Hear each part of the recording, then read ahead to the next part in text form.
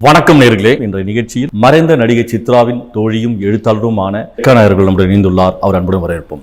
வணக்கம். இத வச்சு என்ன பண்ற மட்டும் பாடுறா. இதுக்கப்புறம் தான் அந்த பகவானோட லீலைகளை நீ பார்க்க போற. எங்க போறீங்கண்ணா? பிள்ளையார் கோயில்ல பாதி கொடு. ரேகாநாயர் சமூக நீதி போராளியா? சமூக நீதி போராளியான்னு தெரியல. சமூகத்துல நடக்கக்கூடிய பிரச்சனைகளுக்கு அப்பப்போ குரல் கொடுக்கறேன்.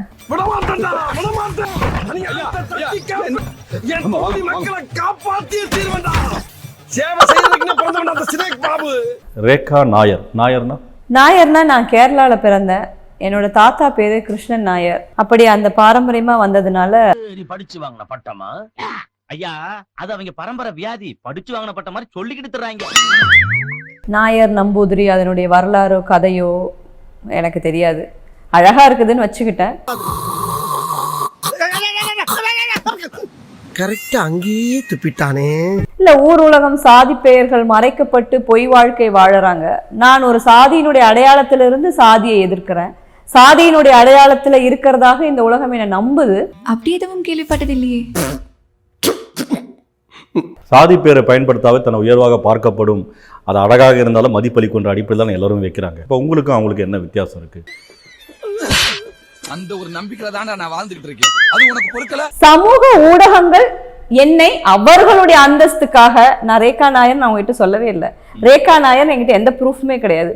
பட் சமூக ஊடகங்கள் என் அனுமதி இல்லாமல் அவள் மலையாளி, அவள் நாயர், சில பேர்லாம் நம்பூதிரிங்கிறாங்க, அவர் விருப்பத்துக்கு கூப்பிடுறாங்க. ஏன் முதலாளி, ஏன் அன்னைக்கு ஒரு பேச்சு பேசுறீங்க, இன்னைக்கு ஒரு பேச்சு பேசுறீங்க? உங்க மாதிரி மாத்தி மாத்தி பேசுறீங்க முதலாளி. நல்ல நியாயமானவன். மறைந்த நடிகை சித்ராக்கும் உங்களுக்கும் ரொம்ப நெருக்கமான தோழமையா? ஒரே காலகட்டத்துல உள்ள வந்தவங்க ரெண்டு பேருமே. சித்ரா வளர்ந்த அளவுக்கு நீங்க வளரலையே, பேரும் புகழும். சித்ரா வளர்ந்த அளவுக்குன்னா எனக்கு குறுக்கு வழிகள் தெரியல. நான் கொஞ்சம் ஸ்ட்ரைட் ஃபார்வர்ட். என் வாழ்க்கையில எங்க பரம்பரை தெரிஞ்சதெல்லாம் நேர்மை, கருமை, ஏர்மை. நான் கொஞ்சம் ஸ்ட்ரைட் ஃபார்வர்ட். ஒரே வார்த்தையில என்ன டயர்ட் ஆகிட்டா. சப்பாத்தி சாஃப்டா வரணுங்கிறதுக்காக மாவு மாதிரி என்னால குழைய முடியல. நான் பச்சரிசி மாதிரி அப்படியே இருந்தேன். இப்படிதான் இருப்பேன்னா இப்படிதான் இருந்தேன். உன்னை தெரியுண்டா எனக்கு. என்னென்ன வேலைக்கு எப்படி எப்படி முடிய டைப்பா மாத்துவேன்னு எனக்கு தெரியும். இதெல்லாம் நம்ம கிட்ட வேண்டாம் மகனே. ஒருவேளை அதுவாக கூட இருக்கலாம். அதுதான் உங்களுடைய வீழ்ச்சி காரணம்ன்றீங்களா? நான் வீழல. என்னுடைய நான் இப்படி மெதுவாக தான் ஏறிக்கிட்டு இருக்கேன். மற்றவங்கள மாதிரி வேகமாக ஓடி அங்கே போயிருந்து டப்புன்னு விழுறதுக்கான மனநிலையை நான் கொண்டு வரல. ஆனா என்னாலதான் முழுசா சந்தோஷப்பட முடியல. எனக்கு பொறாமலாம் இல்ல, லைட்டா பொறாமதான். நான் செருப்பு இல்லாம வளர்ந்த ஒரு பொண்ணு, சாப்பாடு இல்லாம வளர்ந்த ஒரு பொண்ணு, ஒரே ஆடையே கிட்டத்தட்ட 6 மாசம் துவைச்சு ஸ்கூலுக்கு போன ஒரு பொண்ணு. பெருசா போய்கிட்டு இருக்கு. ஒரு காலத்துல ஹேமந்த் நீங்க காதலிச்சீங்க. ஹேமந்த் சித்ராவை காதலிச்சா, அந்த விரக்தியில தான் உங்களுக்கு கோபம் அதிகமாயிடுச்சு. ஒருத்தரை பத்தி பேசணும்னா அவன் காதல்னா இருக்கணும்னு அவசியமே இல்ல. இந்த விரக்தியில, அதாவது நீங்க என்னங்க விரக்தியா இருக்குன்னா அவன் செருப்பு கழட்டி அடிச்சிருப்பான்ல. என்னடா பொசுக்குன்னு மலையாளம் பேசிவிட்ட? ஏங்க, ஊருக்கு உலகத்துக்கு முன்னாடி தெரிஞ்சப்ப அவனை நிச்சயதார்த்தம் நடந்தப்ப செருப்பு கழட்டி அடிச்சிருக்க மாட்டேன். இப்படிப்பட்ட ஒரு காதலாம் காதலிக்கிற அளவுக்கு எனக்கு சுயநினைவு இல்லாம எல்லாம் இல்ல. அப்படி ஒரு எச்சக்கரையை காதலிக்கிற அளவுக்கு நான் பிச்சை எடுத்தெல்லாம் வாழ கிடையாது. இந்த கிளிக்கிறாள் எந்த ஒரு காரியா இருப்பா. அவன் காலங்காலமா நான் பார்த்த இத்தனை வருஷத்துலயோ 2 மாசத்துக்கு ஒருக்க ஆள் மாறுமே ஒழிய அவன் மாறல. அதனால நான் சித்ராட்ட சொன்னேன், அவன் சரியில்லை, உனக்கு பிடிச்சிருக்குன்னா யூஸ் பண்ணிட்டு விட்டுடு, தேவையில்லாம போய் மாட்டிக்காத. எங்க ஒருக்கா சொல்லு. உனக்கு பிடிச்சிருக்குன்னா யூஸ் பண்ணிட்டு விட்டுடு, மர்க்கா சொல்லு. யூஸ் பண்ணிட்டு விட்டுடு. கேடு கேட்ட கேரக்டர் ஊடு கட்டி அடிக்கலாம் வாங்கடா. சாகிறதுக்கு ஒரு 20 நாளைக்கு முன்னாடி டீனர்ல 2 பேத்தையும் ஒரு பப்ல பார்த்தேன். நான் தண்ணி அடிச்சிட்டு இருக்கும்போது அப்ப கூட நான் சித்தாட்டு இப்படியே கேட்டேன். அங்க நீங்க என்ன பண்ணீங்க? நானும் போனேன் தண்ணி அடிக்கிறதுக்கு இல்ல. நான் பாட்டு கேட்க போகிறது உண்டு, தமிழ் சாங்ஸ். அங்க நீங்க என்ன பண்ணீங்க? நானும் போனேன் தண்ணி அடிக்கிறதுக்கு இல்ல. நான் பாட்டு கேட்க போகிறது உண்டு, தமிழ் சாங்ஸ்.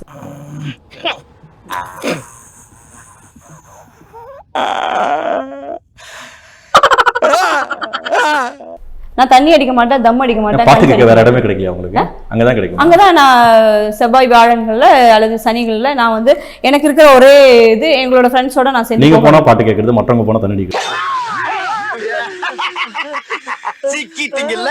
இல்ல, அந்த தண்ணி அடிக்கிற இடத்துல நீங்க போனோம். நான் பாட்டு கேட்க போறேன். 1000 இடம் இருக்குது, அந்த இடத்துக்கு போனோம். தப்பான இடம் சொல்லிட்டீங்களா? தண்ணி அடிக்கிற இடம். தண்ணி அடிக்கிறது தப்பானது நான் சொல்லல. தண்ணி அடிக்க வேண்டாம் அல்லது தண்ணி அடிச்சுக்கிட்டு உன்னுடைய தவறான வேலைகளை நீங்க செய்ய வேண்டாம்னு நான் சொல்றேன். தண்ணி அடிச்சா எல்லாரும் செய்யலாம். தண்ணி ஒரு முறை அடிச்சிட்டா எல்லா தவறும் செய்யலாம். நான் அடிக்கல. ஆனா அந்த இடத்துக்கு ஏன் போறீங்க? நான் பாட்டு கேட்க போறேன். இன்னைக்கு அடிக்காம இருக்கலாம், நாளைக்கு காலம் மாற உங்களுக்கு அந்த எண்ணம் வந்துச்சுன்னா வராதுங்கிறது நான் டிசைட் பண்ணணும். காலங்காலமா நான் இதுல இருக்கேன் இல்லையா, நான் எங்க இருந்து எல்லாமே வந்திருக்கேன் இல்லையா. நான் வந்து 2014 இருந்து இந்த இண்டஸ்ட்ரிக்குள்ள இருக்கேன். நானும் வாரம் வாரம் போய்கிட்டே தான் இருக்கேன். என்ன பாட்டாங்க? தமிழ் பாட்டு தான். யார் பாடுவாங்களா? ஆமா. என்ன பழைய பாட்டா புது பாட்டா? சார் நான் எழுந்திருச்சு போயிடுவேன் சார் இந்த மாதிரிலாம் கேட்டீங்கன்னா. பிராக்டிகலா யோசிச்சு இல்ல பிராக்டிகலா சார், பிராக்டிகலா கல்யாணமான அடுத்த நாள் இன்னொருத்தரோட குடும்பம் நடத்துறாங்க. இவ்வளவு நாளா இது தெரியாம போச்சே. சரி, ஹேமந்த் இப்போ சிறைக்கு வந்த பிறகு இந்த போன இடத்து போட்டோலாம் நீங்க வச்சிருக்கீங்களா? எப்படி கலெக்ட் பண்ணீங்க? அனுப்புனாங்க. இதெல்லாம் இருக்கு ஏக்கா, அதனால அவன் அடங்கல, நீ பாட்டுக்கு எதுவும் பேசிட்டு இருக்காதன்னு அனுப்புனாங்க. ஓ, அங்கங்க ஆளை வச்சிருக்கீங்க ஹேமந்த் ஃபாலோ பண்றதுக்கு? ஹேமந்த் இல்ல, எல்லாத்தையும் உங்களையும் ஃபாலோ பண்றதுக்கு. என்னையும் ஃபாலோ பண்றதுக்கு. ஆஹா, இவன் நம்ம வேலையை பத்தி தெரிஞ்சுக்கிட்டான். இவனை இனிமே வெளியே விடக்கூடாது. நீங்க நிறைய பாட்டெல்லாம் கேட்கறீங்கன்னு சொன்னீங்க, அதனால ஒரு கேள்வி கேட்டுறேன். யார் பாட்டு ரொம்ப பிடிக்கும்? எனக்கு இளையராஜா சார் ரொம்ப பிடிக்கும். இளையராஜா கடைசியா ஒரு பாட்டு பாடினாரு, அந்த பாட்டு எப்படி இருக்கு? வந்து இப்ப நான் என்ன உங்கள்கிட்ட சொல்றது, தேவையில்லாத ஐடியெல்லாம் கொடுத்துட்டு நம்மளை இறக்கி விட்டு வெடிக்க பாக்குறானே, இவங்கிட்ட போய் நான் என்னத்த பேசுவேன்? அப்படி எல்லாம் கேட்க கூடாது. இதுதான் தவறான செயல். அம்பேத்கரும் மோடியும் ஒரே சிந்தனை இருக்காரு. அந்த புத்தகத்துல முன்னிலை எழுதிருக்கிறாரு. இதுதான் இளையராஜா போட்ட டியூன்லயே ரொம்ப நாளுக்கு அப்புறம் ரொம்ப பேசப்பட்ட டியூன், எல்லா இடத்துலயும் கேட்கப்பட்ட டியூன் அந்த டியூன் தான். அந்த டியூன் உங்க காதுல விழலையா? அம்பேத்கரை இளையராஜா அவர்கள் படித்திருப்பாரா அப்படிங்கறத கேள்விக்குறி.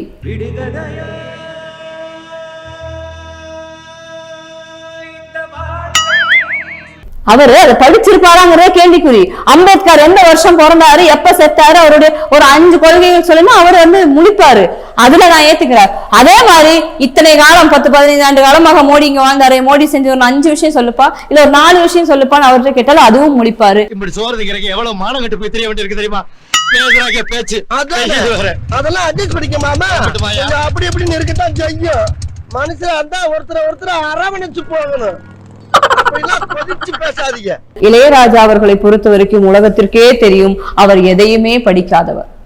அம்பேத்கரையும் படிக்காதவர், பெரியாரையும் படிக்காதவர். அவர் ஒரு தெய்வ பக்தியோடு ஒத்த புகைப்படுத்த வச்ச சாமி, அவருக்கு இருக்கிறது ஒரே தெய்வம், அதுதான். சொன்னாக்கள் போதில் பாட்டு ஒன்னால நான் ரொம்ப சாதாரணமா இருக்கேன், ஏதோ தெரியாம பண்ணிட்டு மன்னிச்சிரு. நான் 2 மாதம் சூடு தனியேற்றேன். ஐயோ, ஆயுதமே இல்லாம மிரட்டான் ஐயா. இளையராஜா வந்து இசை மட்டும் தான் தெரியும், அவர் ஊழலத்தை பத்தி தெரியாது, மோடியை பத்தி தெரியாது, அம்பேத்கர் பத்தி தெரியாது. அந்த அரசியல் அம்பேத்கரை பத்தி தெரியாதுன்னு சொல்ல, அம்பேத்கர் அவர்களை படித்திருக்க வாய்ப்பில்லை. எல்லாம் பஞ்சு டயலாக் பேசுதடா. ஃபீல் பண்ணாத மச்சான், ஏதாவது பண்ணுவான்டா. இன்னைக்கு நாட்டுல படிப்பாளிகள்லாம் வந்து அட்டை படங்களை பார்த்து தராசுகளை போடுறவங்க. நான் அப்படி கிடையாது. ஒரு புத்தகம் கொடுத்தாங்கன்னா அந்த புத்தகத்தை முழுசா முதல் முன்னுரையில இருந்து யார் முடிவுரை எழுதியிருக்காங்கன்னு வரைக்கும் நன்றி சொல்ற வரைக்கும் அதை படிப்பேன். உனக்கு என்னப்பா, நீ பைத்தியம், நீ என்ன வேணாலும் பேசலாம், நாங்க அப்படியா? நாங்க சரியா தான் பேசுறோம். நீங்க படிப்பீங்க. இளையராஜா அப்படி இல்ல, அவர் அட்டையே பார்க்க மாட்டாருங்கிற நான். அதுவே பார்க்க மாட்டாரு. அவருக்கு புத்தகம் படிக்கக்கூடிய என்ன மாதிரி புத்தகங்கள் படிப்பாரு? கடவுள் ரீதியாக ஆன்மீக ரீதியான புத்தகங்கள் படிப்பாரு. அதுல பெரியார் இருப்பாரா? அது அம்பேத்கர் இருப்பாரா? அதுல மோடி வேணா இருப்பாரா? இருக்கலாம். சரி, நான் செவனேந்தானா போய்க்கிருந்தேன். யாரு வம்பு தும்புக்காச்சும் போனனா? கௌரவம்னு என் கௌரவத்தையே ஆரம்பிச்சிட்டீங்களா? டேய், நீ எந்த ஜில்லாவுல இருந்தாலும் சரி, ஓ உசுறு என் கையில தான். என் கையில தான். அதனால உணர்ச்சி வசப்பட்டு யாரோ சொல்லி இருக்கலாம், எனக்கு தெரியல. ஒருவேளை அவர்கிட்ட கேளுங்க, அவர் சொன்னாருன்னா அப்புறம் நான் சொல்றேன் அதுக்கு பதில். கண்டிப்பா. இந்த நிகழ்ச்சியில் தன்னுடைய பொன்னான நேரத்தை ஒதுக்கி பல்வேறு கேள்விகளுக்கு மிகவும் அழகாக அருமையாக விளக்கமளித்தீர்கள். மிக்க நன்றி. பேசாம இருக்காண்டாலு என்ன ஆரம்பிச்சு ஊழ சவுண்டா கேக்குது. என்ன ஆண்டாலு, ஏன் உசுறு இருக்கா இல்லையா? சொல்லி தெரியாம உசுரை எடுக்காம என் உசுறு போகாதுல.